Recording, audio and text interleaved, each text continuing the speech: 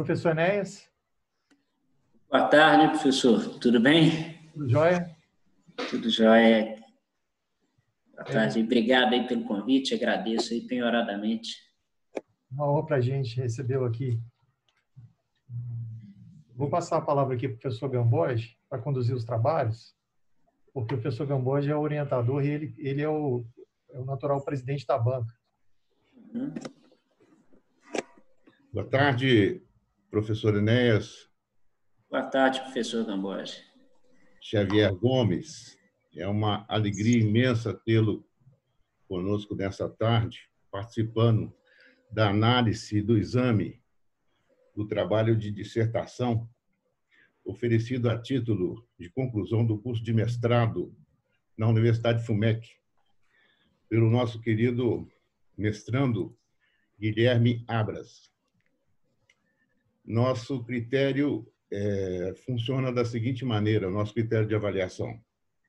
Inicialmente, daremos a palavra ao mestrando para que possa expor o eixo, as linhas centrais da sua investigação.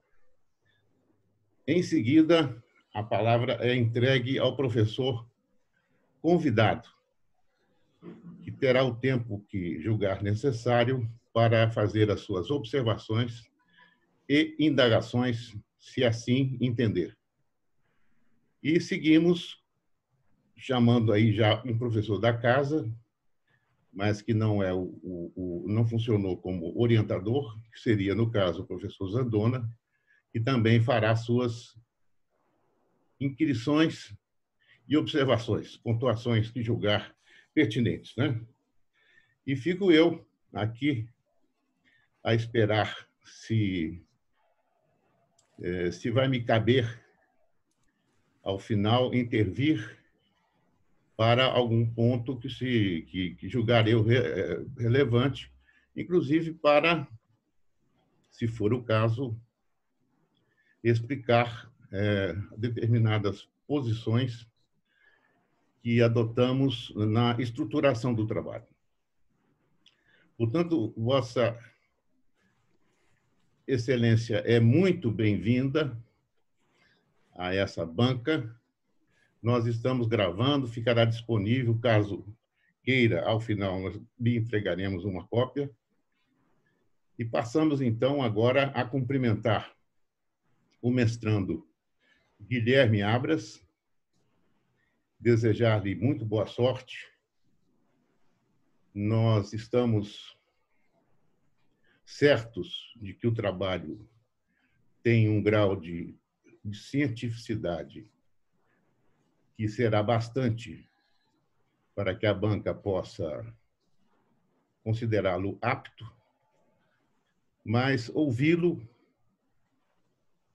sem que sejamos limitados à escrita faz parte para que possamos saber qual é a compreensão que o mestrando tem daquilo que escreveu. Portanto, muito bem-vindo, Guilherme, fique à vontade. Você não está, digamos, numa arena de Roma, não há nenhum leão à solta, pelo que sei, não é cristão, portanto, não será devorado pelos professores que aqui se encontram para inquiri-lo. Você terá, Guilherme, 20 minutos para expor o eixo do trabalho e nós estaremos acompanhando. Por favor, fique à vontade. Obrigado. Primeiramente, eu cumprimento essa dileta banca, agradeço o professor doutor Luiz Carlos Balbino Gamboge pela presença, pela atenciosa e cuidadosa orientação e por todo o conhecimento que me foi transmitido em suas brilhantes aulas. Cumprimento o professor doutor Sérgio Henrique Zandona Freitas, ilustre coordenador do programa de pós-graduação estrito sensu em Direito da Universidade FUMEC, e o agradeço pelas contribuições acadêmicas e pelo exemplo de dedicação. Cumprimento também o professor doutor Enéas Xavier Gomes por me proporcionar a honra de tê-lo aqui como examinador e, desde já, pelas construtivas críticas. Cumprimento o professor Fernando Melo, magnífico reitor da Universidade FUMEC, professor Rodrigo Suzano, ilustríssimo diretor da FCH. Saúdo também a todas e a todos os demais presentes aqui nessa sessão. A temática desse trabalho, intitulado A Ilegitimidade da Limitação Territorial dos Efeitos das Sentenças em Ações Coletivas à Luz da Isonomia, reside no fato de que vivemos em uma sociedade de riscos, marcada por litígios coletivos que envolvem conjuntos, por vezes indeterminados, de pessoas ou até mesmo toda a sociedade. Esse tipo de litígio, por não se conformar ao modelo tradicional de processo, de cunho individualista, impôs a necessidade de novos regramentos processuais capazes de resolvê-los de maneira efetiva. Sobreveio, então, a implantação do modelo processual voltado para a tutela de interesses meta-individuais, que é o chamado processo coletivo, e se destina a solucionar, mediante uma única resposta judiciária, conflitos de maior amplitude, e evita, assim, a pulverização de demandas e reduz as chances de tratamento jurisdicional distinto para situações idênticas. No Brasil, a defesa dos interesses de grupos começou a ser sistematizada com a Lei de Ação Civil Pública, em 1985. Posteriormente, avançou com o Código de Defesa do Consumidor, em 1990. Essas duas leis constituem os principais diplomas relativos à defesa coletiva de direitos e, integradas, elas formam um verdadeiro microsistema coletivo, caracterizado pela aplicação recíproca de suas disposições e apresentando notas peculiares, tais como regras de competência própria e também um regime diferenciado quanto ao Instituto da Coisa Julgada. Acontece que o Poder Executivo Federal, vendo-se limitado em sua atuação por decisões proferidas em ações coletivas, muitas vezes controlando políticas públicas, institui uma nova sistemática, alterando a redação originária do artigo 16 da Lei de Ação Civil Pública, o que foi feito por meio da medida provisória, posteriormente convertida na Lei 94/97. Essa alteração foi feita com o objetivo de restringir a eficácia das sentenças coletivas à área territorial da competência do juiz prolator. Diante desse contexto, indaga-se como problema de pesquisa se, à luz da isonomia, seria legítimo limitar territorialmente os efeitos das sentenças em ações coletivas, como foi feito na referida alteração. Afirma-se aqui como hipótese que essa limitação não é legítima, porque ela enseja a multiplicação de demandas e aumenta as chances de que indivíduos em idênticas situações acabem por receber tratamentos jurisdicionais distintos, o que desnatura totalmente a essência da processualística coletiva. Eu adotei como marcos teóricos convergentes o conceito de Ada Pellegrini, Grinover e outros, para os quais o princípio da isonomia implica no cumprimento de vetores da igualdade formal e substancial, importando, na prática, o tratamento dos iguais de maneira igual e dos desiguais à medida de suas desigualdades. Utilizei também as concepções do professor doutor Sérgio Henrique Zandona Freitas, que catalisa a essência da Escola Mineira de Direito Processual e afirma que não se pode dissociar o devido processo legal do devido processo constitucional. O objetivo geral desse trabalho é verificar a legitimidade dessa limitação territorial de efeitos de sentenças em ações coletivas, e isso à luz do princípio da isonomia. Quanto aos demais aspectos metodológicos do trabalho, é uma pesquisa jurídico-dogmática, interdisciplinar e que adota predominantemente o raciocínio dedutivo. No capítulo 2, foi feito um estudo sobre o processo de coletivização do direito, que foi impulsionado pelo fato de estarmos inseridos em uma sociedade de risco, na qual o desenvolvimento técnico-econômico, se por um lado possibilitou a grande parte da população usufruir a bens de consumo, por outro lado ensejou que riscos sociais, políticos, industriais, econômicos assumissem proporções cada vez mais amplas, acarretando a massificação e abrangência cada vez maior dos problemas. Os riscos passam a ser, assim, globais, tendendo a sujeitar toda a comunidade de uma forma igualitária e exigindo a proteção coletiva isonômica, não mais individual. O Ulrich Beck, num trecho que eu, inclusive, fiz constar na epígrafe desse trabalho, ele diz que a miséria é hierárquica, o smog é democrático. Ele mostra, exemplificando com o smog, que nada mais é do que a névoa de poluição, como podem ser abrangentes os riscos aos quais a sociedade se encontra submetida. Essa massificação e abrangência cada vez maior dos problemas fez com que crescesse a importância dos direitos de titularidade indeterminada. E com isso, fosse rompida aquela clássica dicotomia de direito público versus direito privado, que inclusive é objeto de estudo na área de concentração do mestrado em direito da FUMEC, em especial na linha de pesquisa de direito público. Passa, então, a ser reconhecida uma categoria intermediária de interesses que, embora não sejam estatais, são mais que individuais. São os chamados interesses transindividuais. Eles não apresentam como titular o indivíduo. A coletividade, em sua totalidade ou em significativa parcela dela, é que aparece como titular. Naturalmente, diante dessa maior complexidade, a tutela judicial desses interesses apresenta peculiaridades. Peculiaridades essas que consistem, dentre outras, na representação e substituição processual do grupo lesado e na extensão da coisa julgada para além das partes formais do processo. No capítulo 3, eu analisei os princípios que informam o direito processual coletivo e o histórico da legislação da tutela coletiva no Brasil. Procurei dar mais ênfase ao princípio da isonomia, que estrutura o sistema constitucional brasileiro e que baliza o problema de pesquisa.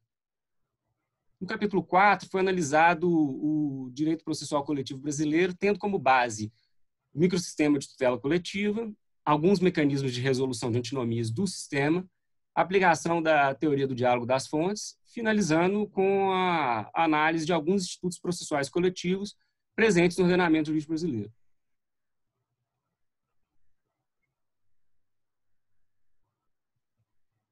No capítulo 5, procurei deixar claro que coisa julgada não é efeito da sentença. É uma qualidade que, por questão de ordem pública, a sentença adquire, tornando-se imutável e indiscutível. Algo totalmente diferente são os efeitos da sentença. Eles variam de acordo com a causa concretamente julgada, dizendo respeito ao que se decidiu e em relação a quem se decidiu. Mostrei também que no processo individual, a relação jurídica é delimitada entre as partes que integram formalmente o processo, autor e réu. A coisa julgada é, nesse caso, entre partes, vinculando apenas essas partes formais, e pró et contra, sendo que o resultado da ação, independente de qual tenha sido, se procedência ou improcedência, vai vincular o autor.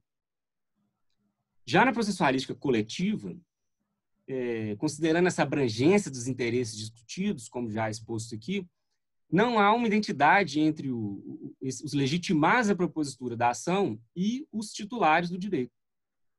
Por isso, acaba por haver um rompimento com a ideia de coisa julgada limitada às partes do processo, passando a ser possível, em determinadas situações, a verificação da imutabilidade erga omnes do comando de uma sentença.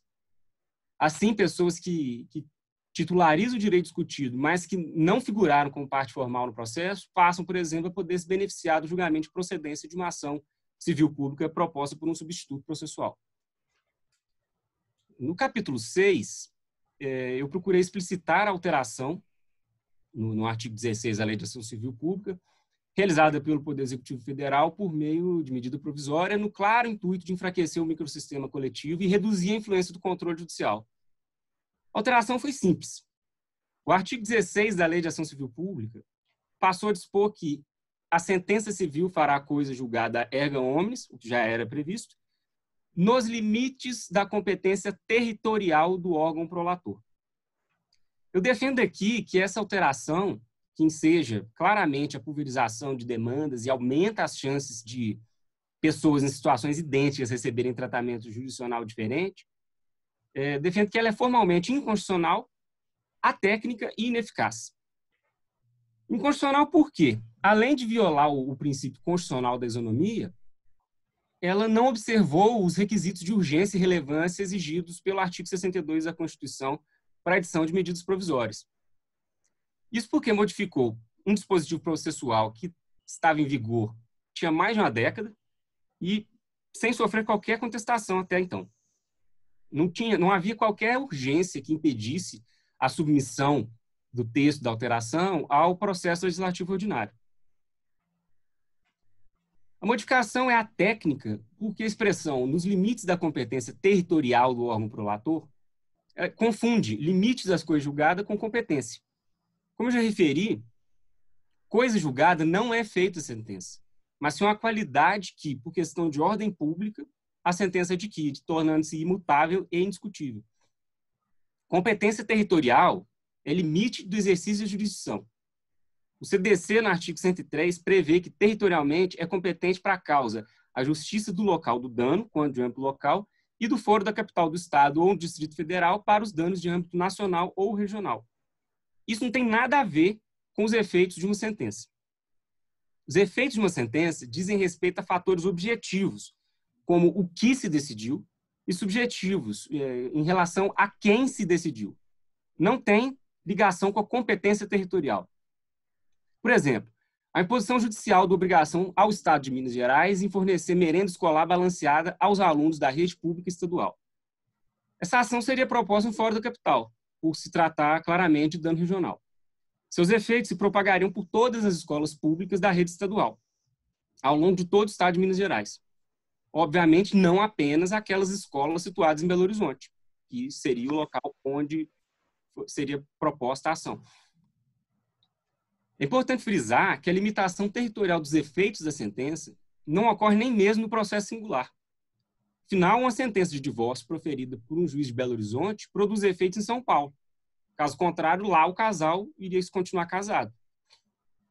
Se não ocorre nem no processo singular, com mais razão ainda não pode ocorrer no processo coletivo, sob pena de se desnaturar esse sistema.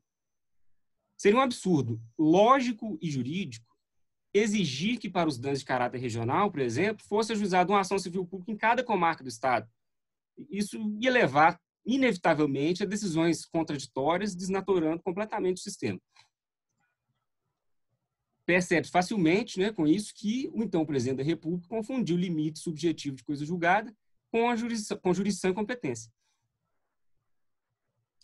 Pois bem, prosseguindo, além de inconstitucional e atécnica, essa alteração do artigo 16 da Lei de Ação Civil Pública é também ineficaz. Ineficaz porque, como eu já mencionei, o CDC e a Lei de Ação Civil Pública, eles se interligam perfeitamente por meio de seus artigos 90 e 21, respectivamente, formando um microsistema completamente integrado. E a alteração que está sendo comentada se limitou ao artigo 16 da Lei de Ação Civil Pública. Continuou íntegro o artigo 103 do CDC, que trata da coisa julgada e dispõe que, relativamente aos direitos transindividuais, em caso de procedência, ela será erga omnes ou ultra partes. Excelências, com essas considerações, confirma-se a hipótese de pesquisa, ou seja, a de que, à luz da isonomia, não é legítima a limitação territorial dos efeitos das sentenças de ações coletivas, pois isso enseja a multiplicação de demandas e incrementa as chances de que indivíduos em situações idênticas recebam tratamentos distintos. E acabando por desnaturar a essência da processualística coletiva. Por essa razão, confirma-se que é a hipótese da pesquisa. E, assim, eu finalizo minha exposição, me coloco à disposição para esclarecimentos e questionamentos e críticas. Muito obrigado. Obrigado, agradecemos muito a gentileza e a observância rigorosa aos limites que lhe foram concedidos. Nós passamos agora a palavra ao professor Enéas Xavier Gomes, que terá o tempo que julgar necessário para fazer as suas indagações, pontuações e inquirições. Fique à vontade, professor Enéas, por gentileza.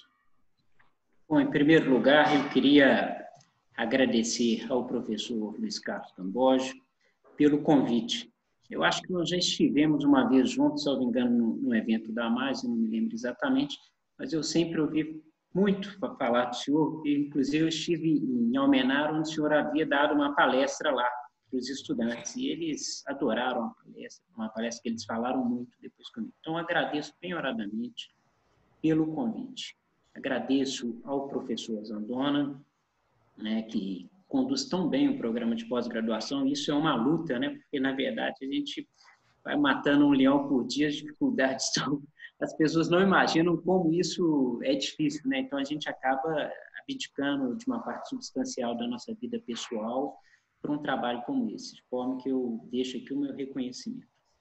Saúdo o candidato Guilherme Abras, né, que muito me honra no Ministério Público, é um promotor muito atuante, de uma nova geração, e que certamente tem uma carreira e terá uma carreira maravilhosa na instituição. Como bem disse o professor Gamboja, nós não estamos aqui para matar o candidato. Eu acho que uma defesa de dissertação é um momento assim, para a gente trazer algumas reflexões. Eu acho que o meu papel aqui é muito mais de tentar deixar alguma contribuição e, sobretudo, trazer um pouco de dúvida, né? Que às vezes são dúvidas que às vezes nos afligem ao longo, às vezes, de uma vida, a gente não encontra resposta e às vezes, numa dissertação, a gente tem uma oportunidade até para trazer algumas discussões que muitas vezes a própria doutrina, evidentemente, não encontra resposta, mas é um momento ali para a gente debater os temas e, às vezes, encontrar respostas. Eu pensei em dividir minha fala em duas partes. Primeiro, trazer algumas sugestões mesmo para o trabalho e, como eu disse, são simplesmente sugestões, né? E depois alguns comentários que eu gostaria, depois, se fosse possível, que o candidato abordasse também. As minhas sugestões, primeiro, é no tocante à bibliografia, sabe? Eu acho assim, quando a gente fala de ações coletivas, a mim me parece que o precursor dessa discussão no Brasil talvez tenha sido o professor Barbosa Moreira. Isso começa com Barbosa Moreira na década de 60. E, por exemplo, quando você traz um histórico aqui na página 21, você começa citando a Lei de Ação Civil Pública como o primeiro instrumento de tutela coletiva no Brasil. Isso, em relação a isso, eu tenho uma certa dúvida, porque eu acho que talvez o primeiro tenha sido a ação coletiva, a ação popular. E a ação popular ela é de 65. Então, o professor Barbosa Moreira ele escreveu 4 artigos que são muito importantes quando a gente trata de tutela coletiva, né? E, sobretudo, quando ele tratava da ação popular. O primeiro deles, por exemplo, chamava Ação Popular no Direito Brasileiro como instrumento de tutela dos direitos difusos. Então, o professor Barbosa Moreira ele deu uma contribuição muito grande, sobretudo nessa questão do surgimento. Eu diria que ele foi meio que um pai dessa discussão da tutela coletiva no Brasil. Então, ele é um autor que eu acho que merece ser mencionado e acho também que, nesse histórico, talvez o início não seja a ação civil pública de 85, talvez o início seja a ação popular, né, de 65. E o segundo, é curioso isso também, talvez seja a Lei de Política Nacional de Meio Ambiente de 81 e depois, em seguida, sim, realmente a ação civil pública que trouxe uma mudança talvez até mais significativa do que a ação popular. Um outro autor que eu acho importante é o professor Antônio Gide. Eu até o trouxe à associação ano retrasado. Ele trabalha muito com as class actions no direito norte-americano e ele veio até o Brasil, ele deu até um curso na associação e ele fala muito dessas questões de limites territoriais. Eu acho que é um autor também que merece uma reflexão. Uma outra sugestão é um professor que chama Marco Rolsen. É curioso essa história desse professor, porque ele não é formado em Direito, ele é um economista, e ele, na década de 70, mais exatamente em 1971, escreveu um trabalho que chama A Lógica das Ações Coletivas, que ele traz modelos econômicos, e a ideia dele é o seguinte, olha, ele vai dizer o seguinte, toda vez que há um benefício positivo, mas alguém tem que assumir o ônus, a tendência é não fazer. Então, qual que é a ideia dele? Olha, você tem um benefício positivo, mas traz um ônus para quem exerce aquele interesse, a tendência é que as pessoas não façam. Daí a importância das ações coletivas. Então, esse autor, embora não seja do direito, ele teve uma importância nesse start mesmo, assim, de uma discussão mais profunda, mais aprofundada sobre a questão das ações coletivas no Brasil. Então, são só considerações mesmo, só a título de sugestão mesmo, se o candidato depois vier a publicar o trabalho, acho que poderia, de repente, ser enriquecido com essas considerações. Interessante também a menção, né, do candidato em relação à sociedade de risco, né?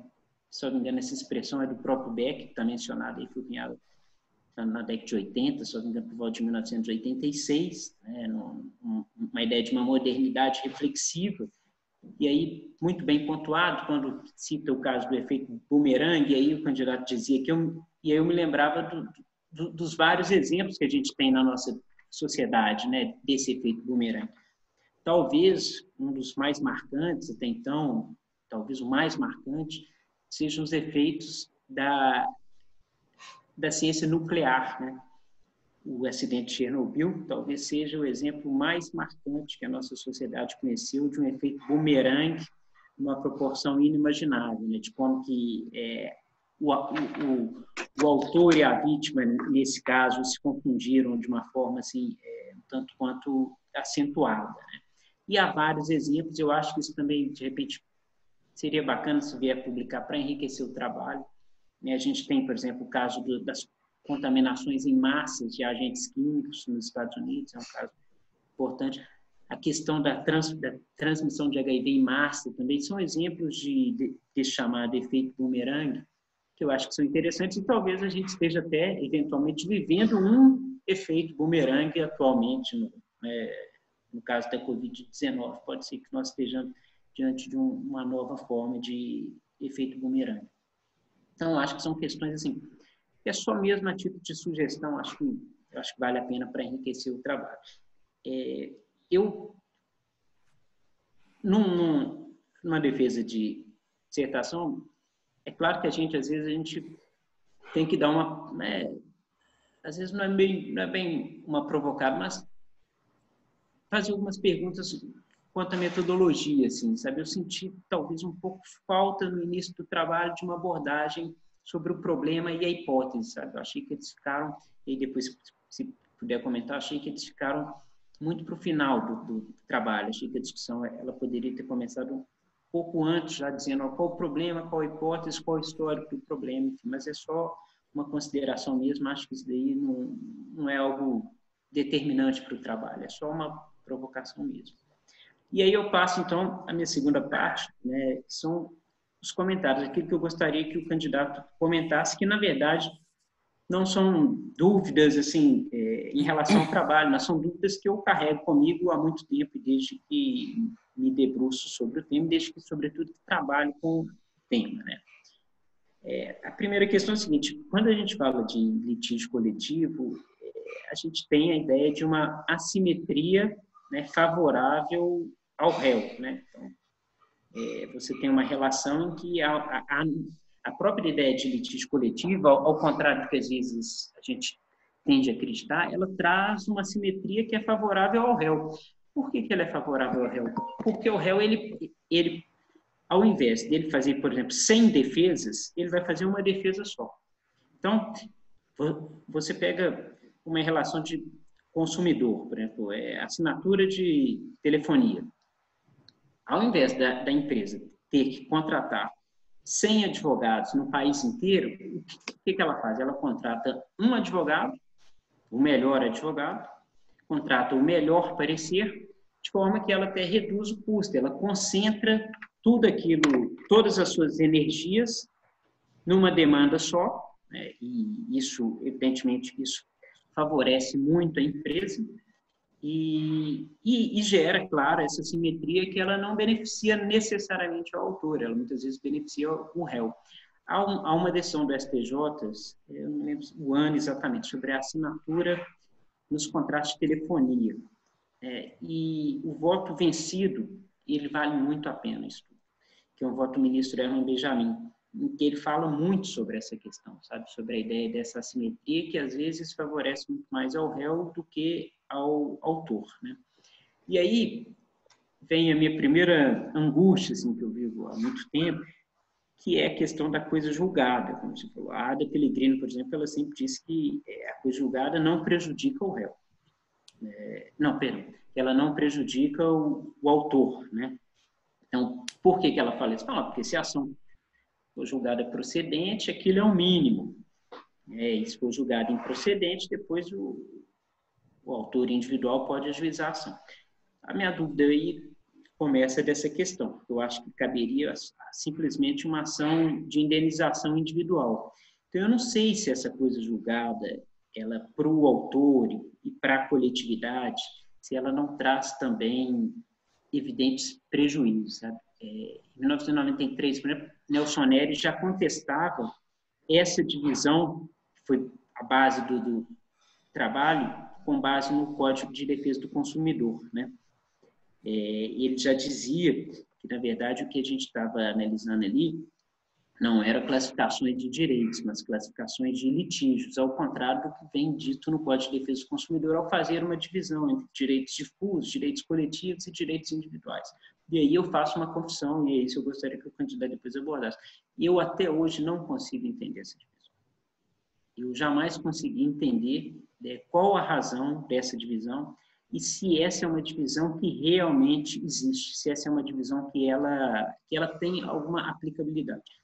Veja, eu não estou aqui diminuindo, obviamente, o trabalho que foi feito pela professora Ada e durante a elaboração do Código de Defesa do Consumidor, não é disso. Mas a consideração que eu faço é que foi importante naquele momento, mas eu tenho uma sensação de que a gente parou no tempo, porque aquilo foi, olha, o Código de Defesa do Consumidor é de 90, né? A Lei de Ação Civil Pública de 85. Nós estamos em 2020, de lá para cá, nós não discutimos com muita verticalização essas divisões, esses conceitos. E a impressão que eu tenho é que esses conceitos se mostraram na prática completamente inaplicáveis. Eles se mostraram no dia a dia conceitos muitas vezes vazios, né? Então, por exemplo, a gente tem vários precedentes do STJ tratando um conceito como o outro, meio que, eu nem diria confundindo os conceitos, mas tentando fazer meio que uma ginástica jurídica para que esses conceitos, então,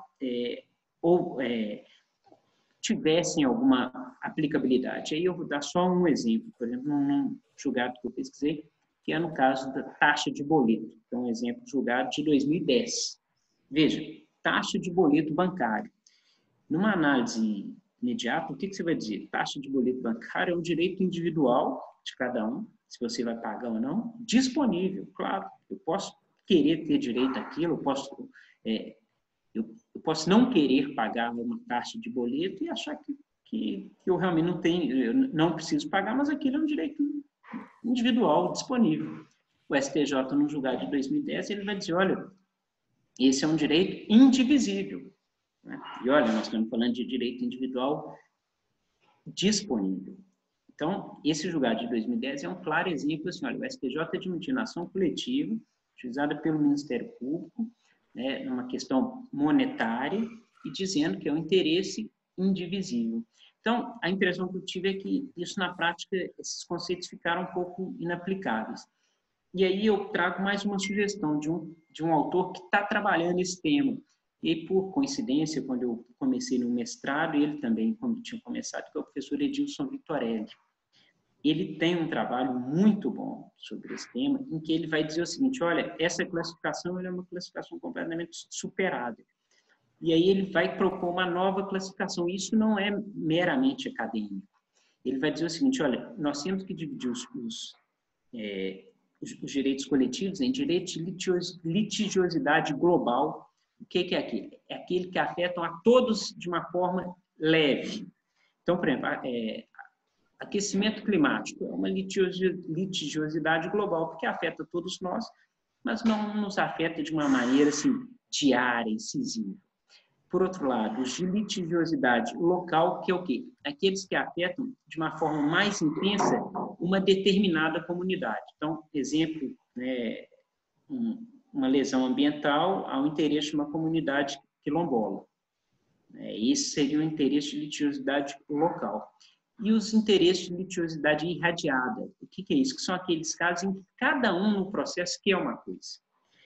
E aí você vai dizer, mas por que você está falando isso tudo? Por quê? Por uma razão muito simples. É claro que a doutrina ela tem uma função clara. Qual que é a função da doutrina? Embasar a jurisprudência, ou seja, auxiliar a praxis, auxiliar a vida como ela é. E a divisão, uma divisão mais clara, facilita esse trabalho dentro dos processos. Então, quando eu escuto, às vezes, né, a própria Constituição fala isso, olha, meio ambiente é um direito difuso, ora, eu tenho sérias dúvidas se sempre o meio ambiente é um interesse difuso, porque se você vai dizer que ele é um interesse difuso, você vai permitir que todos tenham voz, às vezes, de forma igualitária, nas discussões que envolvem meio ambiente. Então, como eu dei o exemplo da comunidade quilombola, você pega um desmatamento numa área quilombola.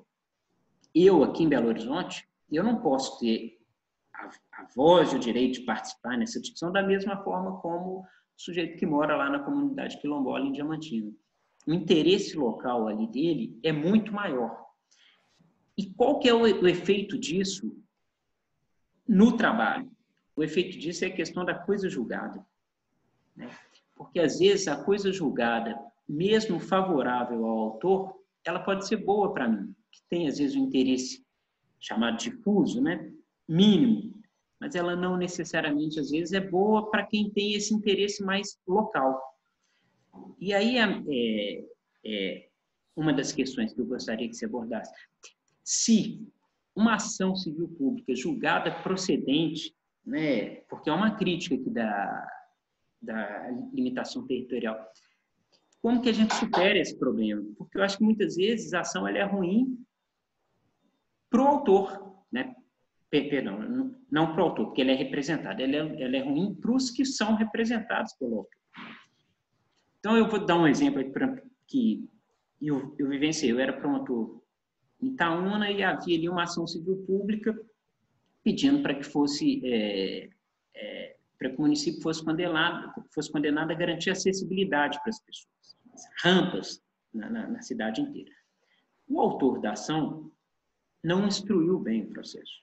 Então, ele não juntou laudo, ele fez um trabalho bem mais ou menos. E eu pensei comigo quando eu peguei aquela ação, se essa ação julgada procedente, o autor teve uma sentença de procedência, mas ele perdeu.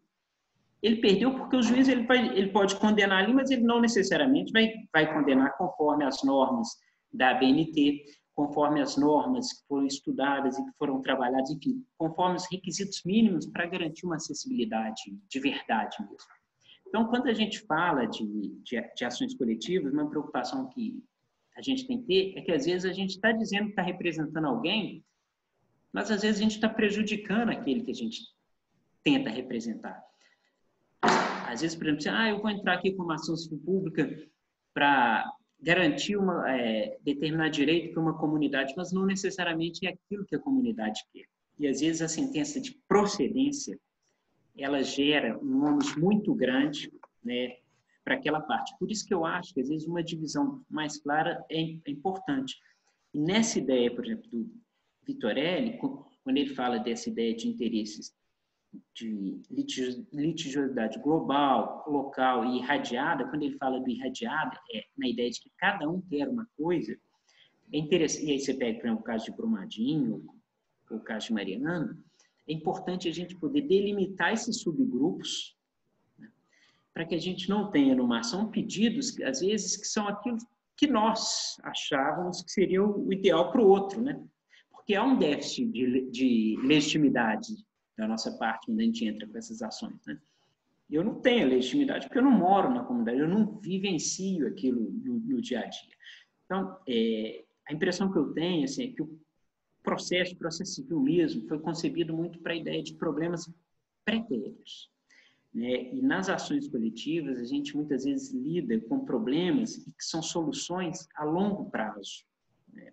E aí, já estou até caminhando para o final, quando você fala, olha, a ilegitimidade da limitação territorial e os efeitos da sentença à luz da isonomia, eu não sei necessariamente se a ausência de isonomia é boa ou se ela é ruim, às vezes, para a sociedade, para aqueles que são representados no processo, né? Então, é mais uma inquietação mesmo. E aí eu gostaria assim, que você pontuasse um pouco o que você pensa disso, sobre essa classificação, né? Essa classificação da professora Ada, que foi repetida durante tanto tempo, que teve uma importância muito grande, né, para a jurisprudência, mas que me parece algo assim que a gente tem que começar a superar e a trazer essas reflexões, sabe? Da gente ter uma ação coletiva e realmente funcione mesmo, assim, né? Igual quando o CDC fala, olha, mas a ação, quando ela é julgada improcedente por falta de provas, depois você pode ajuizar de novo. Mas pode mesmo? Eu por exemplo, eu desconheço uma ação julgada improcedente por falta de provas e que depois foi julgada procedente, né? Porque, a bem da verdade, quando ele é mal instruído, há uma análise ali probatória e isso dificulta depois uma procedência. Um exemplo novo do novo Código Civil, que você até menciona no trabalho, é quando você fala do incidente de resolução de demandas repetitivas. É um instrumento importante? Claro, mas veja só como que facilita para a empresa. Ela escolhe o caso que vai ser objeto de análise. Ela escolhe um caso em tese. Qual caso que ela vai escolher, evidentemente? É o caso em que há uma produção probatória mais frágil. Claro, aí você vai dizer, não, mas esse incidente é para análise de direitos. Olha, ele não serve para análise própria. Mas é claro que a questão probatória ela influencia. E a empresa ela tem essa vantagem. Ela vai escolher um caso, ela escolhe, num ambiente de 100 mil ações, ela pinça o caso que ela quer suscitar um incidente. Quer dizer, há uma vantagem para a empresa. E isso acontece muito nas ações coletivas também. Então, são só essas reflexões, algumas sugestões. Eu queria, mais uma vez, dar os parabéns ao candidato Guilherme Abras.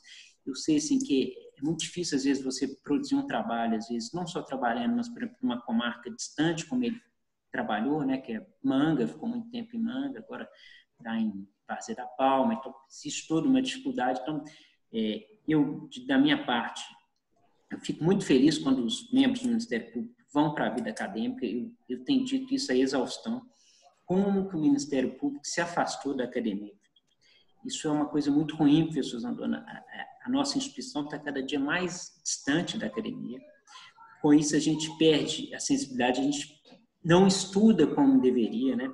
Se a gente pensar, por exemplo, na década de 80, no direito penal, era Damasio, hoje não tem mais ninguém no Ministério Público. No processo coletivo também, como que a gente perdeu espaço no processo civil. Então, nada melhor que a gente ver um membro valoroso da instituição, se aperfeiçoando, fazendo mestrado numa instituição importante, renomada, numa banca séria, com professores tão preparados, sob orientação do professor Gamboge, que é uma referência em Minas Gerais, uma referência para todos nós, às vezes, uma geração mais nova, de alguém que é, ao mesmo tempo, acadêmico, mas também prático, de alguém que trabalha efetivamente com direito no dia a dia e mantém os pés na academia, que é a ideia mesmo da gente aliar a teoria com a prática. Então, eu queria, mais uma vez, dar os parabéns para o candidato, e agradecer pela oportunidade de participar deste momento tão importante na vida do candidato, na vida da Universidade FUMEC e também na vida do Ministério. Muito obrigado. Passo a palavra ao candidato. Antes de passar a palavra ao candidato mestrando Guilherme Abras, não podemos nós deixar de registrar aqui, de certa maneira até comovidos, a brilhante intervenção feita nesse momento, pelo nosso professor convidado, que em muitos pontos tem igual compreensão que nós aqui temos, sobretudo quando se fala em manter a proximidade entre a academia e as práticas jurídicas, porque, assim como a sociedade de risco, que é o pressuposto da tese do nosso querido Guilherme, é uma realidade, significa também que as mudanças são absolutamente muito mais rápidas do que tivemos até recentemente em sociedades como as da década de 50, da década de 60, de modo que é muito mutante toda a realidade social, tecnológica, científica. E se nós, que estamos responsáveis pelas práticas jurídicas, nos distanciamos da academia, onde esse debate se faz presente, ficamos de costa um para os outros, perdemos os dois e perde ainda mais a sociedade. De forma que queremos muito agradecer a participação e a qualidade da intervenção de Vossa Excelência, sobretudo agora que me mirei na lembrança de quando nos encontramos. Eu retornava de uma palestra que fiz mesmo lá em Almenara, e aquele pessoal lá você tem que, por favor, considerar, porque eu nunca vi gente tão generosa como daquela região do norte de Minas e Bahia, enfim. Eles são de um coração muito receptivo, e fico numa alegria imensa quando alguém se dispõe a ir, né, onde eles moram, sobretudo para proferir uma palestra. Mas agora, então, eu emprego a palavra ao nosso querido mestrando Guilherme, para que possa responder às indagações e, por gentileza, também fazer os comentários que julgar pertinentes no que toca às pontuações, digamos, de alguma lacuna que, na compreensão do professor, existe no trabalho. Então, por favor, Guilherme, com a palavra. Muito obrigado, excelências. Agradeço muito a intervenção do professor Dr. Enéas, as boas palavras sobre mim. Ele é muito generoso também. De fato, foi o fato de trabalhar em comarcas tão duras e distantes demandar um esforço hercúleo para poder concluir esse trabalho. E estamos muito felizes de estar aqui hoje defendendo, encerrando mais esse ciclo, né?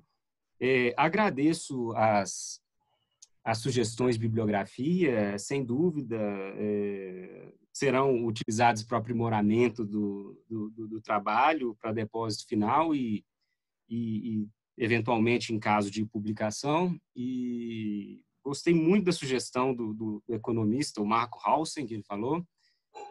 Vou dedicar um especial cuidado a essa leitura. Muito obrigado.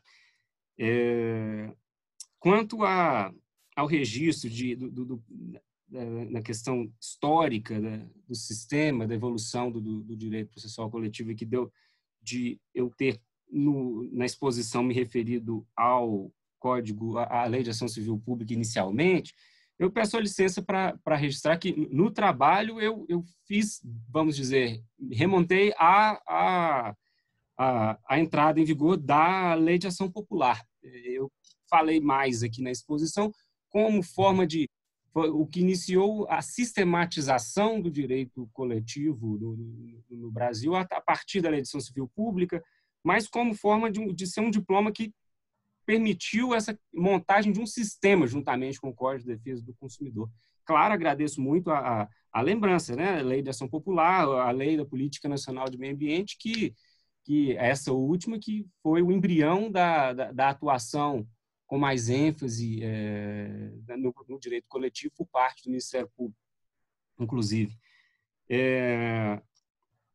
Quanto ao fato da abordagem do problema apenas no terço final do trabalho, vamos dizer assim,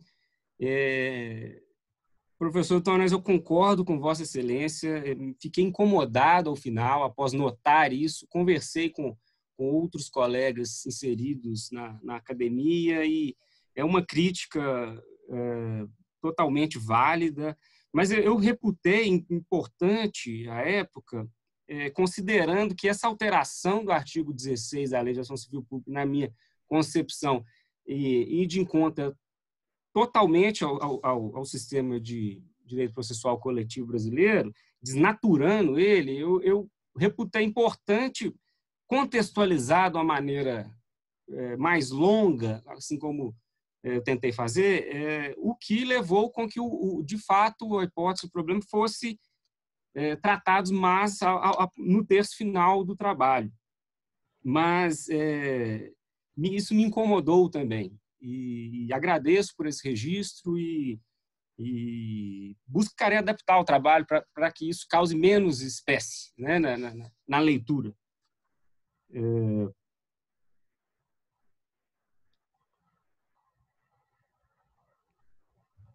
Quanto à indagação, o professor doutor mencionou uma assimetria favorável ao réu nas ações coletivas.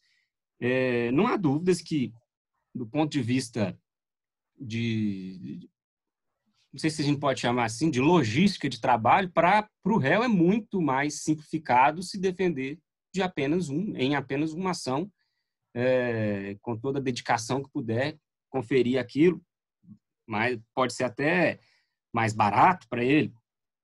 Mas tenho dúvida se seria mesmo favorável, porque se por um lado permite essa facilitação na defesa, por outro permite também, assim como Vossa Excelência mencionou que o economista lá diz a importância da ação coletiva porque tem custos, não só financeiros, para quem vai demandar individualmente, ela permite um efetivo controle daqueles ilícitos e reduzindo aqueles custos financeiros ou políticos que sejam.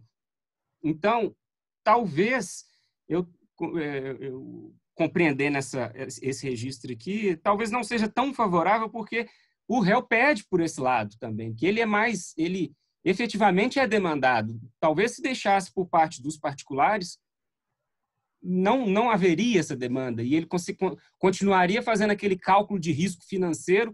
São só 3 que vão me demandar, então eu vou tocar e vou seguir na minha conduta ilícita.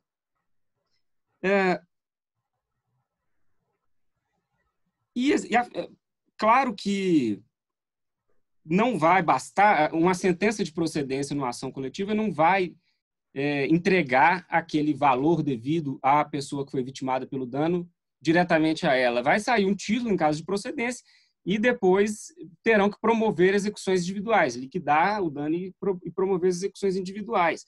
Eu entendo que o fato de já entregar um título judicial de procedência com grande parte, vamos dizer assim, do caminho jurisdicional já completo, isso facilita, torna mais ágil a reparação dessas vítimas. Então, entendo que eu tenho dúvida se seria, de fato, uma simetria favorável, mas confesso que é instigante o tema e não atentei exatamente a esse aspecto no momento do trabalho, mas é bastante instigante e levarei em consideração.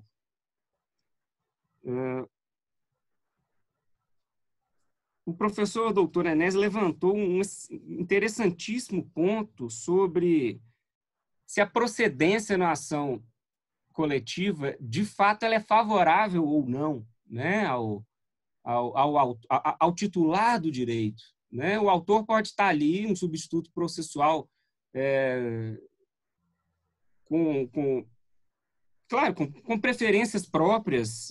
Temos um leque de legitimados para agir em ações coletivas e é inegável que há instituições com interesses distintos umas das outras ou associações e pode ser um provimento jurisdicional ali saia de procedência como sendo igual a Vossa Excelência afirmou, não seria bem uma procedência, sim, seria formalmente está procedente, mas aquilo acaba por prejudicar o titular. É uma reflexão interessantíssima. Agora, eu invoco aqui o princípio, o conceito de isonomia tratado, usado como marco teórico da professora Ada, e o conceito de igualdade material, até é um cuidado que tem que haver na discussão, na discussão da causa e no julgador para sopesar critérios de igualdade material e quase que talvez artesanalmente moldar uma procedência que contemple os interesses que não são iguais de todos os titulares daquele direito. Aí eu já até prossigo para a frase brilhante, Vossa Excelência falou, se essa isonomia que é referida aqui, se ela é boa ou ruim. A isonomia fria, a igualdade formal, em se tratando com base na igualdade formal, de fato não se considera como sendo boa, porque vai abrir espaço para isso, para tratamentos desiguais de pessoas que não estão em situação de igualdade, né? É tratamento igual de pessoas que não estão em situação de igualdade. Mas talvez com a apreciação isonômica material da situação substantiva, se consiga com um esforço se chegar a uma sentença de procedência mais adequada. E quanto à preocupação de Vossa Excelência com a impossibilidade de rediscussão dessa sentença de procedência que não levou em consideração os interesses dos titulares, causando na prática um prejuízo para eles, seria não seria benéfico, pode-se considerar, eventualmente, trabalhar doutrinariamente, construir a ideia de que, se a procedência ela não gera um benefício para todos aqueles titulares, comprovando-se isso, propor uma nova ação, considerando que aquilo não foi uma procedência, de maneira comprovada, mostrando que aquilo só trouxe prejuízo para aquele grupo que é titular ali e que mesmo com uma sentença formal de procedência, se viu prejudicado naquele caso. Aquele grupo organizado e legitimado para agir, demonstrando que aquilo não passou de uma improcedência de fato, novamente levar a questão em juízo.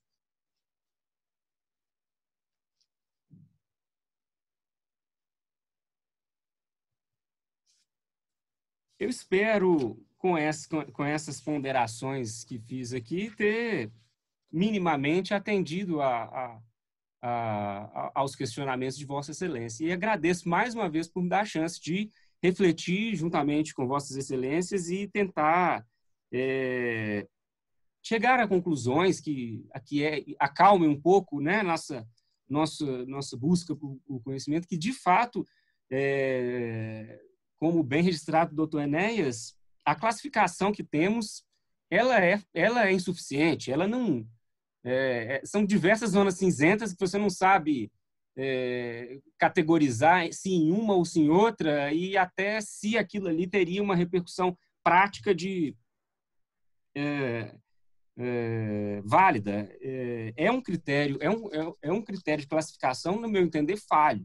Eu não cheguei a adentrar a me aprofundar, verticalizar essa discussão no trabalho, mas sem dúvida é um tema que um tema que vale a minha maior aprofundamento nessa matéria para, quem sabe, um dia publicar o trabalho. Agradeço. Professor Enéas, está satisfeito? Satisfeito, professor. Muitíssimo obrigado. Agradecemos nós. Passo a palavra, então, ao professor da casa e também coordenador do curso de mestrado, professor Sérgio Zandona, para que possa inquirir o candidato. Guilherme, você me escuta bem, Guilherme? Estou escutando sim, Zandona. Beleza. Inicialmente, gostaria de agradecer o convite que me foi formulado pelo professor Gamboge e por você, Guilherme, de participar desse evento, né, essa banca. Infelizmente, né, nesse sistema remoto, gostaríamos que tivesse sido de forma presencial, mas temos que entender esse momento, né, que estamos passando, né, e não daria para postergarmos mais a sua defesa diante dos próprios prazos que a CAPES nos impõe, né? Então, gostaria de inicialmente agradecer ao professor Gamboge, a você o convite, e também agradecer a presença do professor Enéas, que muito nos honra aqui, né? Agradecendo também a compreensão, né, pelo fato de estarmos nesse sistema e ter acolhido esse convite exatamente nessa situação. O professor Enéas, ele levantou uma questão muito interessante e aqui, como coordenador do programa, eu já antecipo aqui talvez uma conversa inicial que a gente pode estabelecer para fazer uma parceria com o Ministério Público, com a Fundação Escola Superior do Ministério Público, na qual também tenho a honra de ser professor. A FUMEC ela já tem parceria com o Tribunal de Justiça, com o TRT3, com a Associação dos Procuradores do Estado, e muito nos honrará também ter uma parceria com o Ministério Público. A partir do momento que nós tenhamos essa parceria, eu acredito até que outros promotores e até procuradores também terão interesse em fazer o mesmo que o Guilherme fez, né? Guilherme, aliás, que eu acompanho a trajetória dele já há um longo tempo. Tivemos a honra de sermos colegas, né, no Tribunal de Justiça. O Guilherme foi assessor durante um bom tempo também no Tribunal de Justiça, e desde essa época já acompanha a trajetória vitoriosa, né, do Guilherme Abras, e o seu esforço sempre gigantesco, né, não só com o trabalho, mas também com a academia e com os estudos. O que demonstra até que depois que passou no concurso, seguiu, né, fazendo as disciplinas, mesmo à distância, e de fato é um sacrifício, né, Guilherme? E serve como exemplo para os colegas que aqui estão assistindo também, tá?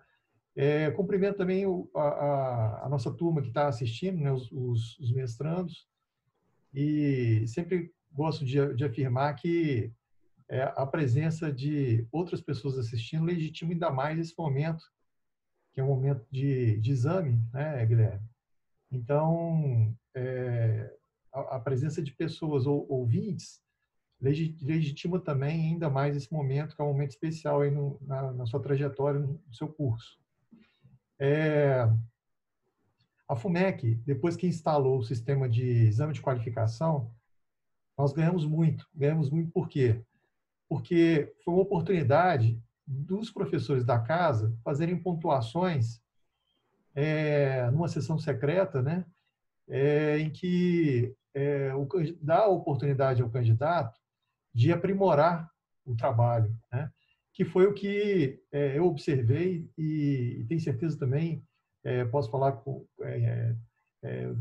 na sequência, o professor Gamboge vai poder fazer o exame dele também, mas pelo exame que eu fiz, você atendeu todas as ponderações que eu te fiz, todos os questionamentos, tanto de conteúdo quanto de forma, né, de ABNT, e digo que o trabalho evoluiu enormemente, tá?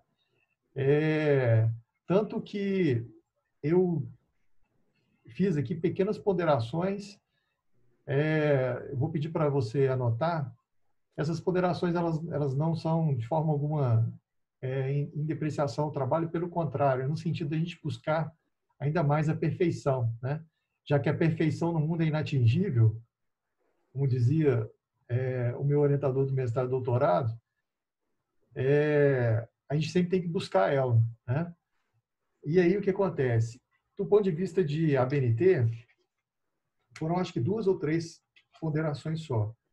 A página 54, ela está totalmente branca. É uma folha branca. Então, vem a página 53. Eu não sei, isso aqui pode ter sido na hora da impressão, passou batido. Às vezes é um enter que vai a mais, aí acaba na impressão, o depósito definitivo, isso aqui é facilmente retificado. Na página 62, no meio da página 62, tem uma citação direta que seria curta, mas colocada como longa. As citações de até 3 linhas, elas vêm no corpo do texto com aspas. Essa aqui, eu acredito Abas, que ela ficou até naquele limiar entre citação direta curta e citação direta longa. É o complicado que às vezes acontece na BNT, né? Você coloca ela como curta, ela fica acima de 3 linhas. Coloca ela como longa, ela fica nas 3 linhas. Uhum.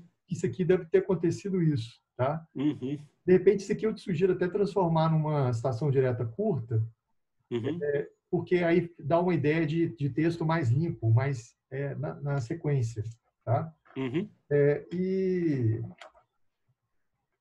E um último detalhe que eu vi em relação à BNT foi, já nas referências, na página 91, que tem a Raiz Editores. Quando tem nome comercial, a gente, de acordo com a BNT, né, você tem que tirar o nome comercial. Então, teria que tirar a palavra editores, tá? Ficaria só a Raiz. A única exceção é a universidade, né? Ou quando faz parte do nome da editora em si, né? A BNT exclui tudo que é nome comercial do nome, porque o trabalho é científico, então é o justificativo que a BNT dá para essa regra, né?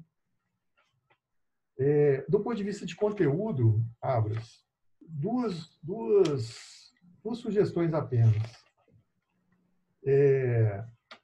Na página 72, você utiliza como título a jurisprudência do Superior Tribunal de Justiça acerca do tema. Eu te sugiro substituir aí por tema ou problema, tá? Tema ou problema, ou questão, ou ponto controvertido. Porque o trabalho ele tem uma questão, né? Ele tem um ponto controvertido. Se você afirma no próprio trabalho que é tema, não atinge um dos requisitos que é necessário para a conclusão do mestrado, que é ter um tema ou problema disposto numa dissertação. Tá? E como você, de fato, tem um tema ou problema, eu te sugiro só substituir essa palavra aqui, só para não ter confusão, tá? Nesse título e também lá no sumário, quando você coloca o título lá no sumário. E uma última sugestão do ponto de vista de conteúdo, na página 75, para ficar mais técnico, eu te sugeriria trocar a palavra rito por procedimento. Está logo no segundo parágrafo. Você utiliza a palavra rito, substituir por procedimento. Tá? Abra, seu trabalho tem começo, meio e fim. Você vê que isso que eu estou te falando aqui é mais no sentido do trabalho se aproximar à perfeição, né? Porque já está, no meu olhar, ele já está perfeito. Você teve um cuidado muito especial, não só com a BNT, mas com a metodologia. Atendeu os requisitos, todos os requisitos e as ponderações que nós fizemos no exame de qualificação, tá? Apenas antes de encerrar, né? Você sabe, né, como eu fiz e faço com todo mundo, eu sempre conto as fontes, porque uma grande diferença entre a dissertação e a tese é que na dissertação você tem que esgotar o assunto, né? Tentar esgotar o assunto. E tentar esgotar o assunto passa por um exame cuidadoso de todas as fontes. E aí, eu contei, você usou 110 fontes diferentes, né? 110 fontes diferentes.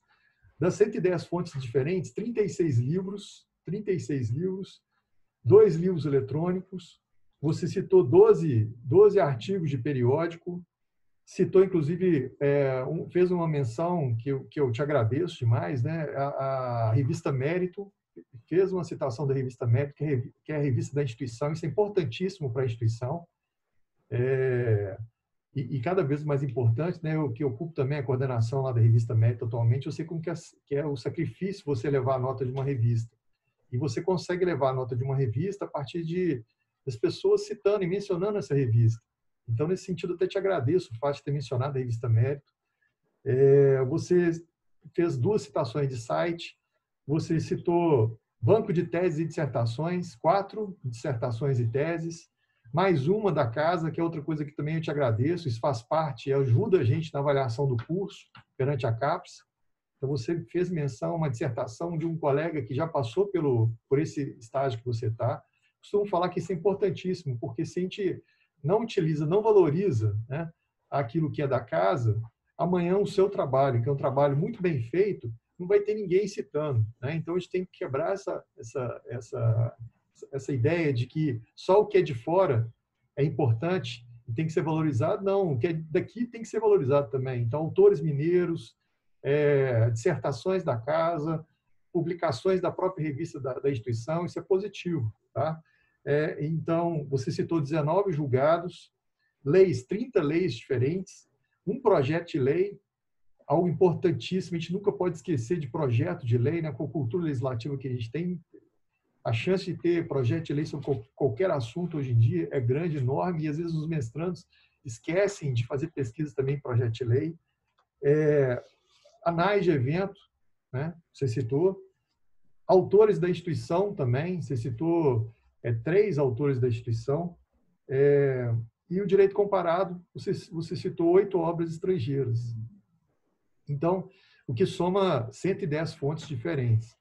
Então, a conclusão que eu chego é o seguinte, que você atendeu um dos principais critérios que tem que ter uma dissertação, que é envolver pesquisa, e fazer pesquisa e tentar cercar de todas as formas do assunto.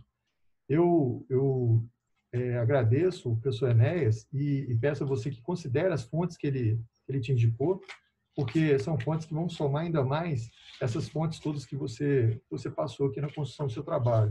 Tá?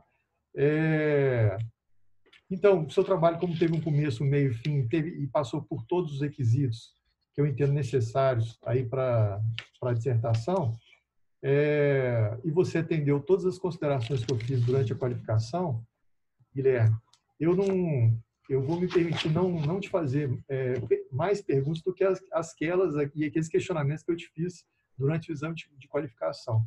A não ser te dar os parabéns aí pela sua apresentação oral e pelo seu trabalho escrito. Ok? Obrigado. Obrigado, professor Sérgio Zandona, pelas pontuações que fez. Todas elas, a exemplo do que fez o professor Enéas, com o objetivo de aperfeiçoar a investigação desenvolvida pelo mestrando Guilherme Abras, mas lembrando sempre que o aperfeiçoamento é uma meta que todos nós buscamos, ainda que não possamos desfrutar dessa alegria de ver a arte, né? O trabalho como arte, um trabalho perfeito, ser apresentado. De toda maneira, você está de parabéns pelo que fez. Eu, a exemplo do Sérgio, vou seguir, digamos, a trilha inaugurada pelo professor Enéas, que, na verdade, protagonizou essa nossa banca, grande mérito da parte dele. Mas eu, enquanto ele tocava na questão de ser ou de pressupor que nós estamos, muitas vezes, como autores de uma ação coletiva, uma ação civil pública, estamos representando o objetivo de determinado grupo, o setor, que tem interesses aparentemente convergentes ou não. Eu me lembrei aqui de um período da década de 80, quando eu trabalhei na Secretaria de Agricultura e coordenei um programa de desenvolvimento rural integrado. E não me esqueço que eu tinha à disposição de uma comunidade lá na cidade de Formiga, eu tinha à disposição deles uma verba, mas eu quis ir até a comunidade para discutir com eles como eles preferiam que a verba fosse aplicada. E saí daqui imaginando oferecer-lhes algumas opções, como, por exemplo, eles eram grandes produtores de arroz, e eu pensei em sugerir a eles que fizessem ou comprassem uma máquina de arroz. Como eram agricultores, pensei também em que eles quisessem comprar um trator.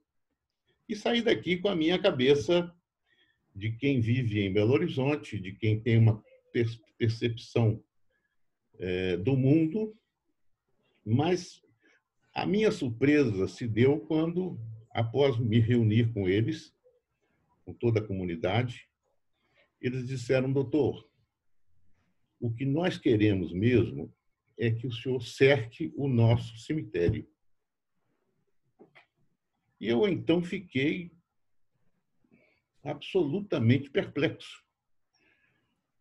Digo, mas vocês têm o dinheiro com condições aqui de comprar um trator, melhorar as condições de plantio da cultura de vocês, e vocês me pedem para... Doutor, o senhor não imagina a nossa dor, que é ver todas as noites o gado de cada um de nós passear sobre o túmulo de nossos antepassados.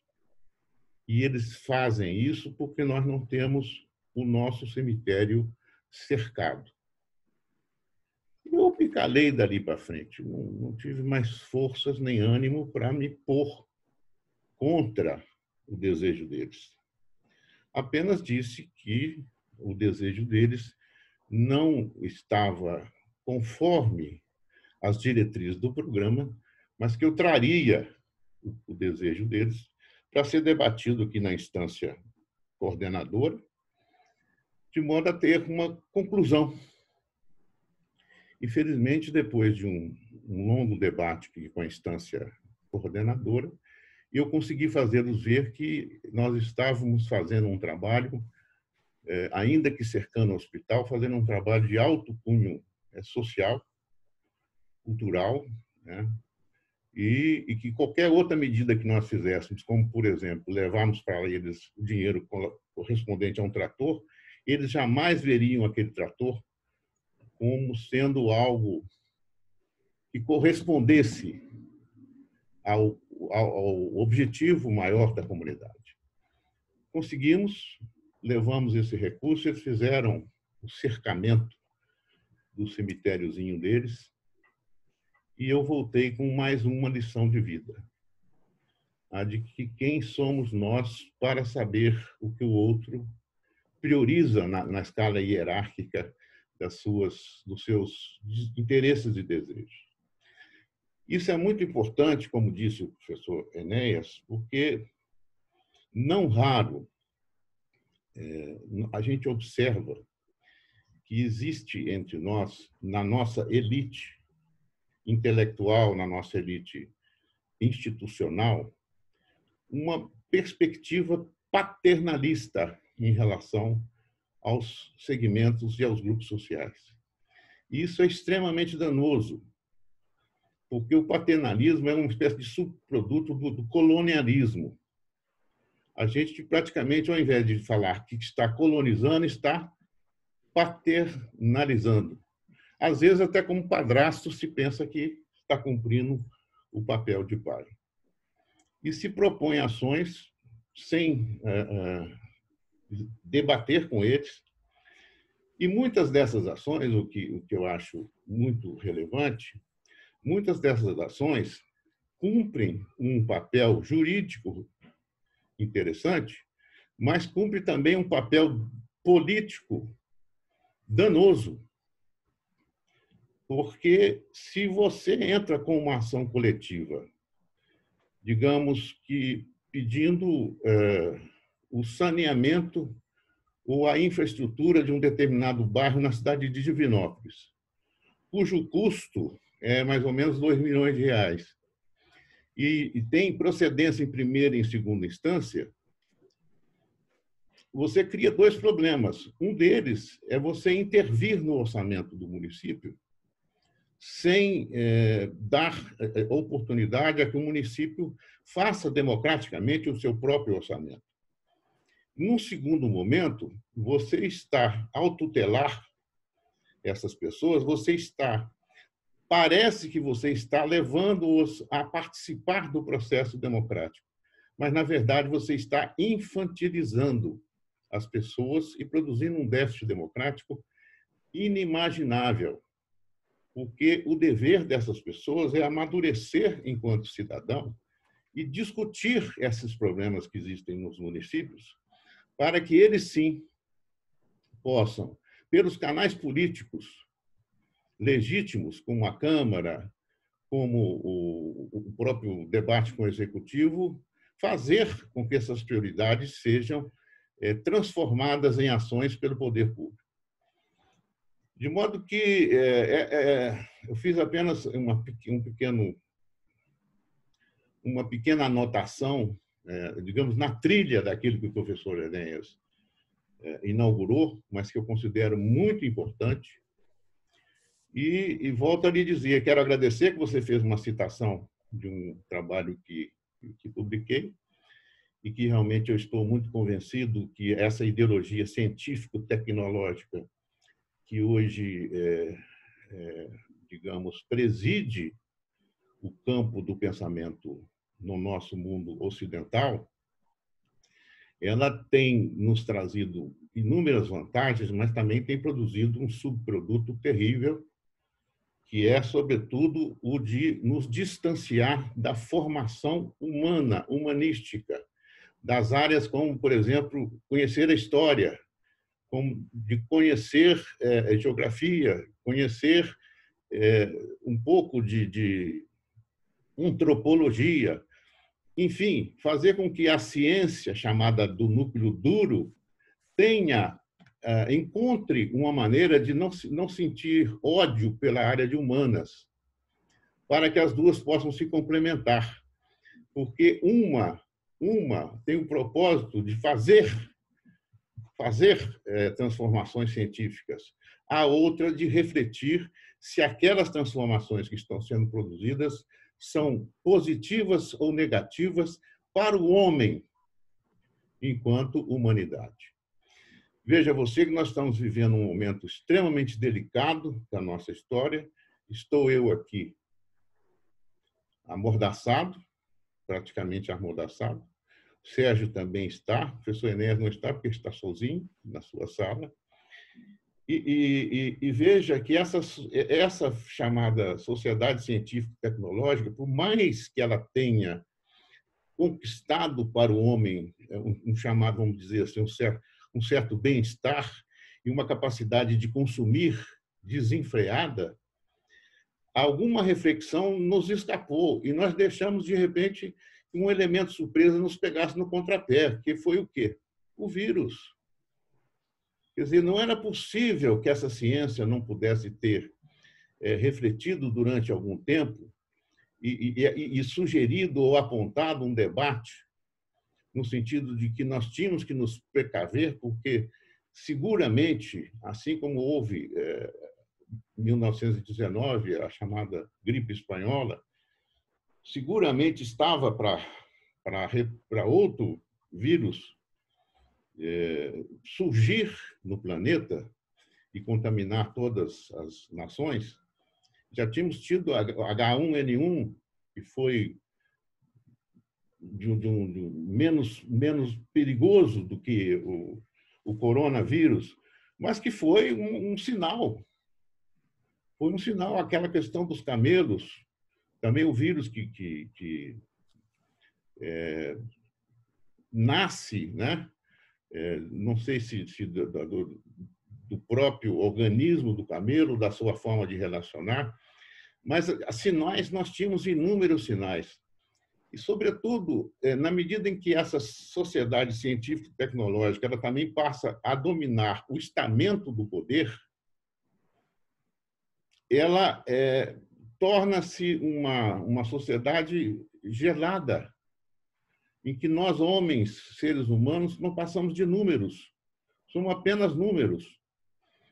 E a verdade é que o que interessa, sobretudo, é que o capitalismo seja beneficiado com todas as coisas, independentemente do que se provoca enquanto desigualdade e quanto se provoca de afastamento, ou digamos assim, o distanciamento do acesso aos bens culturais das outras camadas humanas. Fiz essa pequena introdução aqui. Quero agradecer muito ao professor Enéas pelos 4 livros da bibliografia que ele fez referência e lhe recomendo, como orientador, que você insira no seu trabalho, que vai ficar ainda melhor do que está, tendo você a chance de vir a publicar esse trabalho. Lá na universidade, eu sempre digo àqueles que me procuram para orientá-los. Sempre digo o seguinte: se vai fazer um trabalho, que faça algo e o esforço seja para que haja crescimento intelectual, portanto, da comunidade acadêmica, a comunidade acadêmica possa aprender algo com aquele trabalho, e socialmente, para que esse trabalho seja incorporado às práticas jurídicas e traga resultados sociais para as pessoas. O seu trabalho cumpre esse papel. Traz algumas coisas interessantíssimas para o crescimento do mundo acadêmico, sobretudo com as contribuições que o professor Enéas trouxe, que você irá, com certeza, incorporá-los. Agora, a minha única pergunta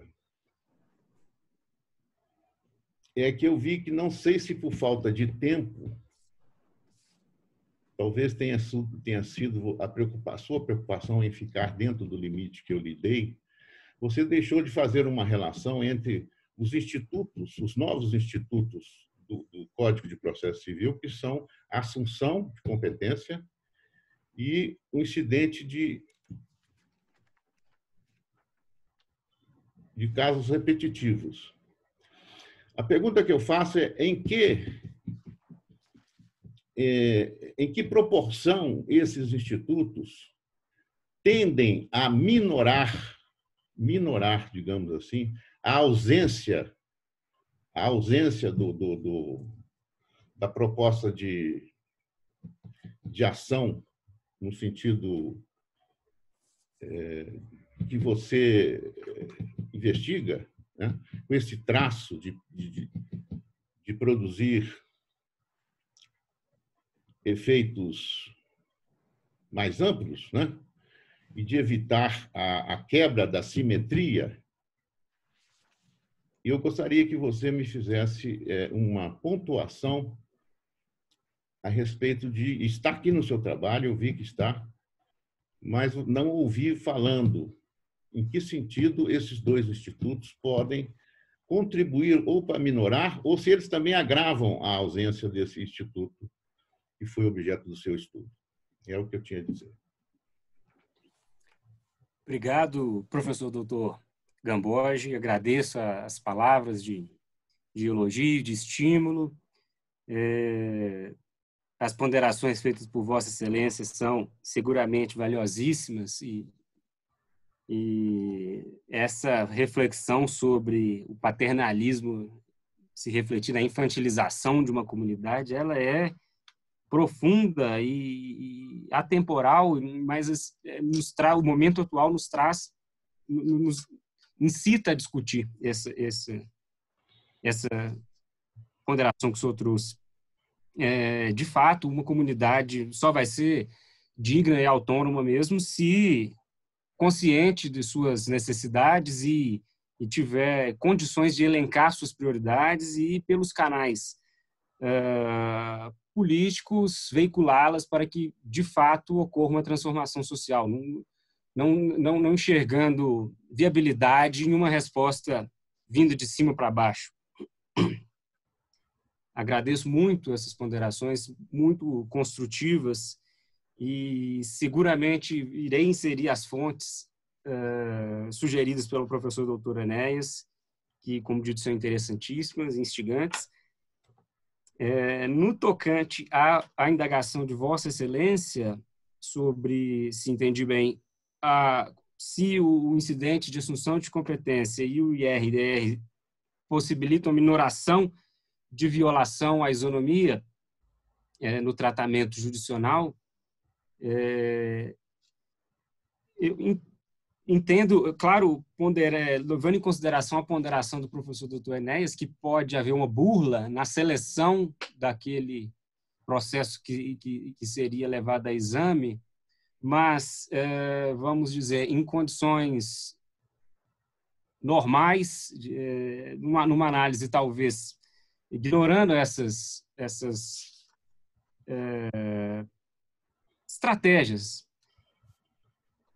a tendência é, sim, de conferir tratamento isonômico aos jurisdicionados, tanto no IRDR quanto no incidente de assunção de competência, por possibilitarem que já se tenha uma resposta, vamos dizer, padronizada é um termo talvez pejorativo, mas não é difícil, é difícil sair desse termo.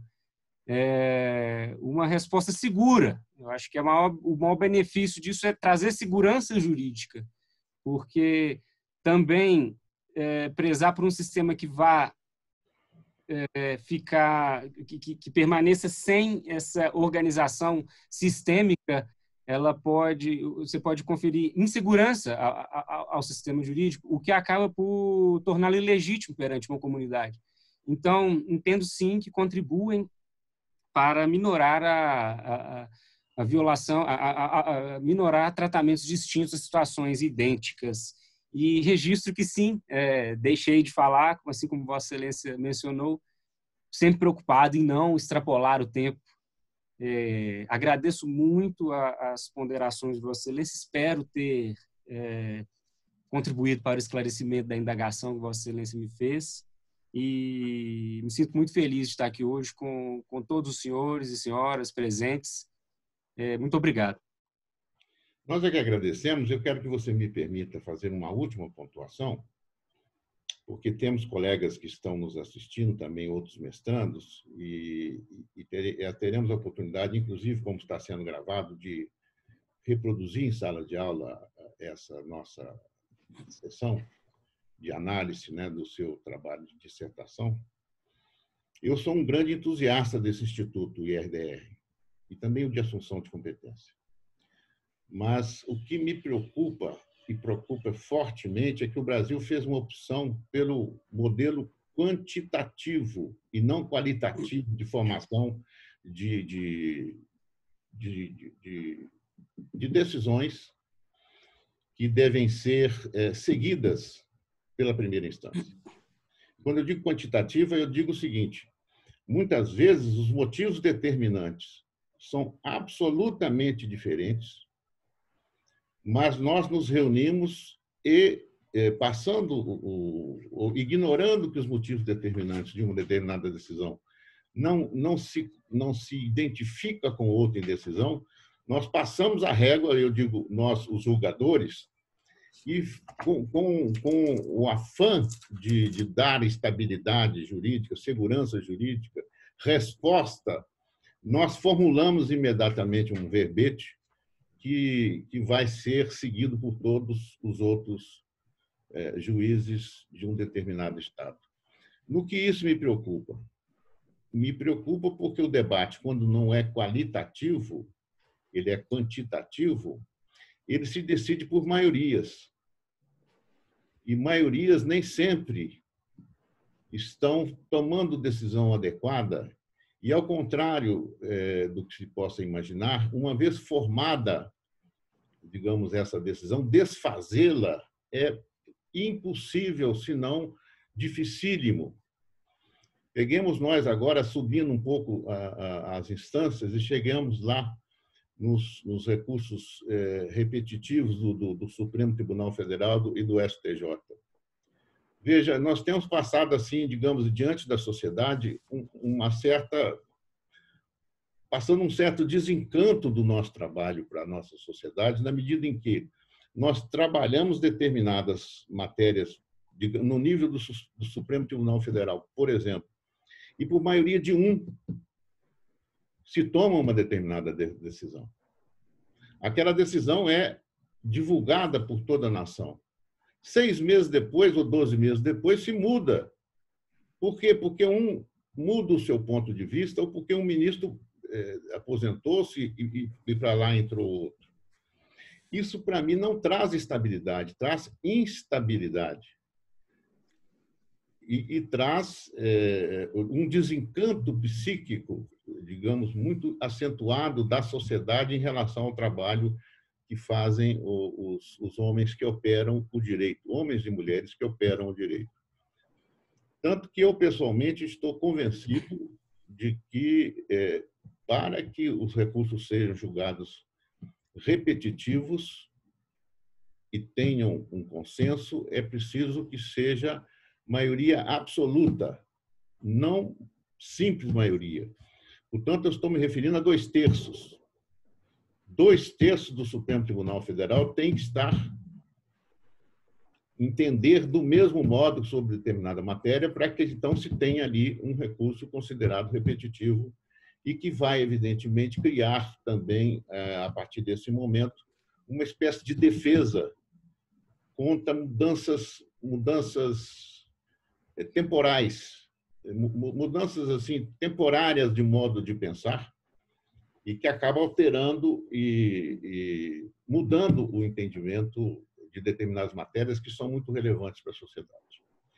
No mais, eu quero agradecer, dizer a você que foi uma alegria imensa esse nosso convívio, pela sua delicadeza, pela sua educação, pela sua boa vontade em sempre nos escutar, desde a qualificação. Nós observamos que você se esforçou para que o trabalho tivesse maior densidade, né, do que naquele primeiro momento. E eu sei que é sempre muito difícil para todos, eu também fui mestrando e doutorando, nós ficamos sempre pensando o seguinte, que podemos escrever o nosso trabalho com 30 dias, às vezes com 15 dias. E essa é uma ilusão que nós não podemos ter, porque escrever é uma dor. Escrever é reescrever. Portanto, a gente tem que ter muito tempo para escrever, depois voltar ao texto, deixar que ele amadureça, reescreve, visita novas fontes, vai melhorando. Isso é essencial para que o mestrando construa um trabalho digno do que ele... digno, digamos assim, do esforço que ele teve durante todos esses anos de estudo. De modo que eu sinto que o seu trabalho já reflete isso. Com os aperfeiçoamentos que foram aqui sugeridos, ele ainda vai melhorar mais. E com certeza, você ainda vai publicá-lo e vai nos convidar para ir à sessão de lançamento, né, desse seu trabalho, e servirá seguramente para que novos estudantes e também outros profissionais do direito cresçam a partir da leitura do texto e do conteúdo que você apresenta. Tá bem? Nós vamos agora ter que usar uma técnica que é de tirar você do ar, para que possamos professor Zandona e o professor Enéas, fazemos uma avaliação do seu trabalho para então apresentarmos o resultado final. Tá bem? Daqui a pouco você volta ao ar. Tudo bem. Fico aguardando.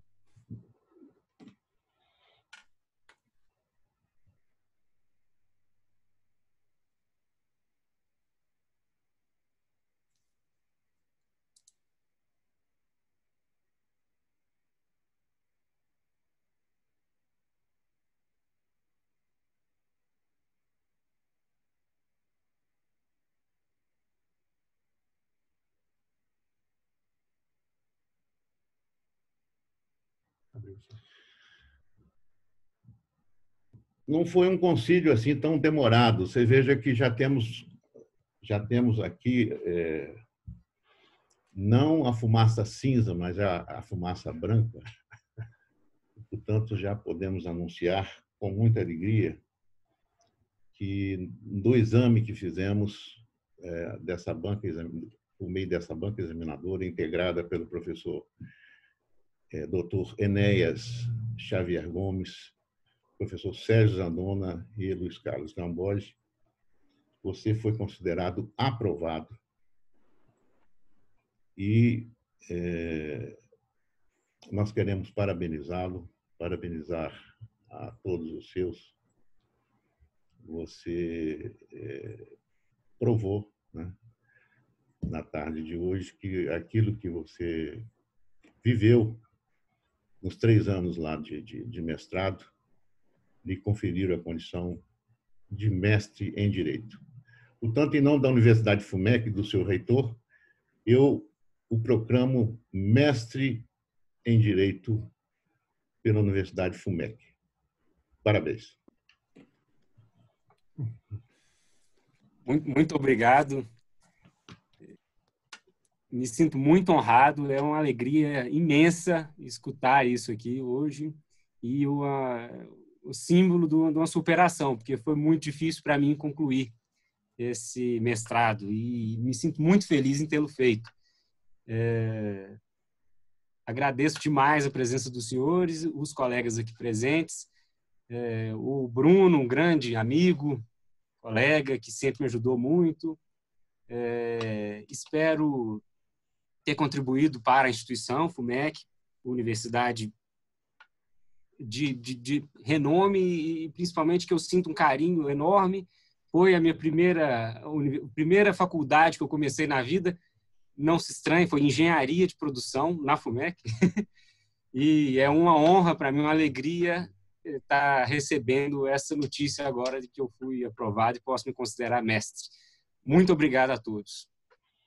Obrigado, viu? Professor Sérgio. Professor Enéas. Eu vou agradecer primeiro ao professor Enéas, que é o nosso professor convidado. Podemos voltar a convidá-lo para outras oportunidades, né? Porque, sinceramente... Professor, com o maior prazer. Porque, sinceramente, ficamos todos encantados com o seu desempenho e a maneira séria com que assumiu esse compromisso de ser um examinador, visitou e trouxe à tona questões muito pontuais, mas muito relevantes no trabalho do Guilherme. Portanto, fica o nosso agradecimento, viu? E esperamos, numa outra oportunidade, poder convidá-lo para que venha novamente contribuir com a nossa instituição. Muito obrigado, viu, professor Enéas? E ao professor Sérgio, que também contribuiu com a sua inteligência, com o seu conhecimento nessa tarde. O nosso muito obrigado, o meu muito obrigado por estar aqui. Professor, quer dizer alguma coisa, professor? Eu queria, né, mais uma vez agradecer ao professor Luiz Carlos Gamboja, né, pela oportunidade, dizer que para mim foi uma alegria, né, por vários motivos. Primeiro, que eu acho que é uma discussão extremamente saudável, um tema interessante, e é muito importante e prazeroso mesmo a gente discutir um pouco de temas que tocam o dia a dia dos profissionais do direito, né, e numa banca tão seleta assim, né, o professor Zandona coordena uma pós-graduação de altíssimo nível. O professor Luiz Carlos Gamboja, como eu disse no início, é uma referência para todos nós, né? Uma referência de professor, de jurista, né? E de magistrado também. Então, prazer enorme participar. Estou à disposição, professor Gamboja, sempre que me convidar, virei com o maior prazer e a maior alegria, né? Aliás, adoro, né? E tenho muito prazer nesse tipo de leitura e em participar de bancas, sobretudo, como eu disse, bancas sérias com nível muito alto. Em relação ao nosso novo mestre, o Guilherme, eu também não posso deixar de dar os parabéns. Eu já disse aqui durante os trabalhos, já tive a oportunidade de dizer que ele é um excelente membro do Ministério Público, né, que muito nos honra. Eu, enquanto presidente da Associação Mineira do Ministério Público, portanto, falo por todos os membros, é uma alegria tê-lo não só nos quadros, mas tê-lo como um mestre para o Ministério Público. Se engrandece demais a instituição, é extremamente importante, né, que hoje você possa aproveitar o dia, porque isso, professor Gamboja, eu brinco que é quase, a gente vive depois da defesa, e os candidatos viverão isso, professor Zandona sabe, é quase um estado puerperal, né, quando a gente termina. Então, se hoje possa, né, comemorar, às vezes toma um vinho à noite, porque os desafios são enormes, há uma pressão, a gente se angustia, escrever é algo extremamente difícil, né, e lembrando do seu sacrifício também importante, né, sei lá, em Manga, não é uma coisa muito fácil. O trabalho no início da carreira é um trabalho hercúleo, a gente atua em todas as áreas, quer dizer, então você chuta com o pé direito, com o pé esquerdo, cruza na área e ele tem que cabecear. E você conseguiu fazer isso tudo com muito louvor, né?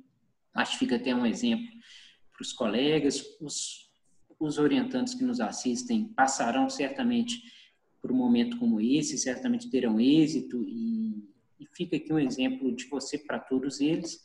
De forma que eu encerro aqui minha participação, mais uma vez agradecendo aos senhores, sobretudo à Universidade FUMEC, dizendo que para mim é uma honra, é uma alegria, é acima de tudo um privilégio. Muitíssimo obrigado. Agradecemos nós, mais uma vez, professor. Já está programado, né? O Guilherme, se tiver vinho com canudinho, você nos...